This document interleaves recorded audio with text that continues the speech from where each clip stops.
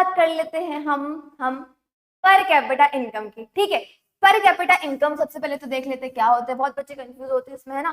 तो per capita income कुछ नहीं है, मेरा जो एक पर्सन जो है वो एवरेज एक साल के अंदर कितना पैसा अर्न कर रहा है वो मेरा होगा per capita income. The average income earn by a person in a specified year, it is also called average income. ठीक है, एक साल के अंदर, एक स्पेसिफिक साल के अंदर, ईयर के अंदर एक पर्सन कितना एवरेज अर्न कर रहा है वही मेरा होगा पर कैपिटा इनकम, और उसे ही मैं प्यार से मैं बोलती हूँ एवरेज इनकम। ठीक है, यही मेरा होता है एवरेज इनकम। अब इससे मैं कैसे निकालती हूँ, तो इसका फॉर्मूला होता है मेरे पास टोटल नेशनल इनकम अपॉन में टोटल पॉपुलेशन।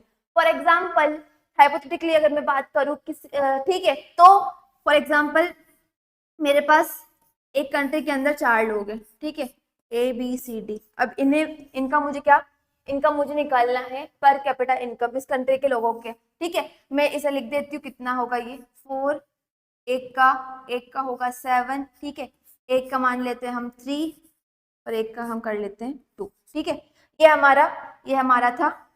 ठीक है, ये मेरा था पर कैपिटा इनकम। ठीक है, नहीं, ये मेरा था टोटल लोग जो कमा रहे थे। अब मुझे पर कैपिटा इनकम निकालना है इसका, तो मैं क्या करूंगी, फॉर्मूले में पुट कर दूंगी इस वैल्यू को।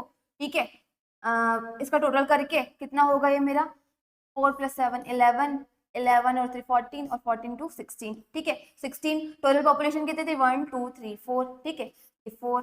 ठीक है, और इसका ही मैं अगर वैल्यू निकालूंगी तो ये मुझे कितना मिलेगा 4, कितना ₹4 मिलेगा। यही मेरी क्या होगी, यही मेरी होगी पर कैपिटा इनकम। इस तरीके से हम निकालते हैं। और पर कैपिटा इनकम हम कहाँ पर यूज करते हैं, कंट्रीज और स्टेट्स को कंपेयर करने के लिए। ठीक है, कौन सी कंट्री ज्यादा डेवलप है, कौन सी कंट्री कम डेवलप है, इसी के बेसिस पर कैपिटा इनकम के बेसिस पर हम उन्हें कंपेयर करते हैं। ठीक है, ये इसीलिए बहुत ज्यादा हमारे लिए जरूरी हो जाती है। ठीक है।